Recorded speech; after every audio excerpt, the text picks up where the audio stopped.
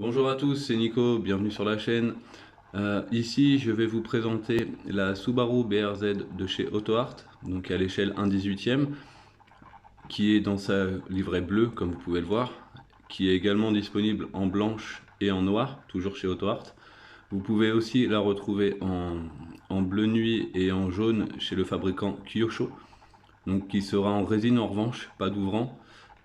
Là, c'est une belle auto art, une qui est sortie en 2013, donc l'évolution aidant, elle est beaucoup mieux finie que les précédents modèles que vous pouviez retrouver chez AutoArt. Donc c'est une très bonne surprise hein, lors de la sortie. Euh, je me souviens l'avoir récupéré, je me suis dit waouh, AutoArt, ils ont franchi un cap. Donc clairement, on est sur une finition qui est un peu plus sympa, un peu plus poussée. Euh, Pareil, hein, à l'heure actuelle, AutoArt est capable de beaucoup mieux. Donc ça reste, ceci dit, une très belle miniature.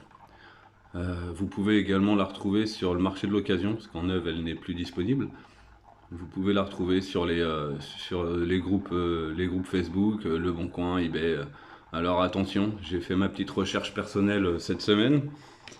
Il se trouve que d'occasion, en ce moment, il n'y en a pas une seule en bleu. Vous pouvez en retrouver des blanches et des noires. Mais en bleu, j'en ai vu une seule sur eBay et voilà, on va pas se mentir, hein, à 300 € la miniature, le petit monsieur il va peut-être se la garder. Parce que c'est un véhicule que moi j'estimerais d'une valeur de 100 à 150 € grand maximum. C'est une très belle miniature. Euh, Si vous avez l'occasion de la trouver à ce prix-là, prenez-la. En revanche, au-delà, ne vous embêtez pas. Elle est très jolie, mais pour 150 €. Moi, je n'irais pas y mettre 200, 300 €. C'est une jolie voiture, mais on peut avoir nettement mieux pour cette somme. Donc là, on va voir, je vais vous faire un petit topo de l'intérieur du véhicule, ainsi que le capot et puis le minuscule coffre. On va ouvrir ça, on va déjà éteindre le plateau. Hop, qui galère un peu, voilà. Donc, je vous approche tout ça. Alors, AutoArt a décidé sur ses derniers véhicules de nous fournir cette petite clé. Alors, on se dit, qu'est-ce que c'est? Mais en fait, avec un petit bec tout fin, hop, qui permet de ouvrir les portes. Voilà, là vous avez l'habitacle. Vous voyez, les seuils de porte sont encore en stickers. Ça, malheureusement, ça n'a pas été encore traité depuis. L'intérieur, je ne sais pas si vous allez bien vous rendre compte, il est pas mal du tout, hein. Les compteurs sont là, la petite feutrine au sol, les sièges, la partie du capot, hop, avec la petite barre qui va bien.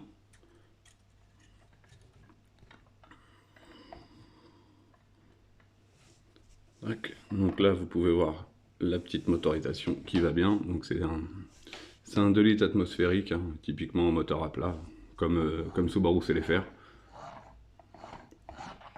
Et là, on pouvait revoir les charnières de capot, qui sont quand même top, top, top. Et c'est à cette époque-là que, en fait, AutoArt a commencé à nous mettre de belles charnières. Ça changeait un peu des gros trucs un peu tout vilain de l'époque. Hop. Donc toujours ce bel intérieur, hein. Franchement ça fait toujours un petit plaisir. Après je trouve que les sièges, bon là ça doit être du cuir hein, de base, donc ça fait un peu siège Norève hein, par exemple, mais c'est très réussi. Hop. Bon, fatalité, le coffre lui ne reste pas ouvert. Donc feutrine habituelle, hein, on nous a habitués à ça depuis toujours chez AutoArt et ça fait toujours plaisir. Voilà. J'ai pas réellement de gros défauts à lui trouver à ce petit modèle de chez AutoArt.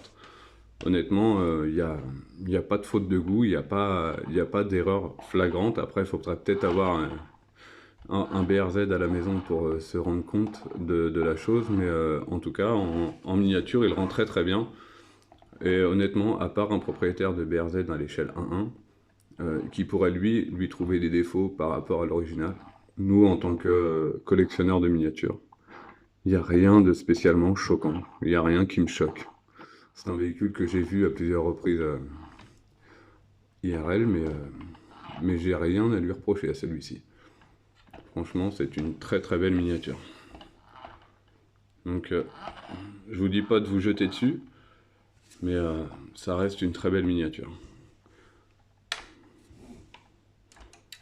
Tac. Hop.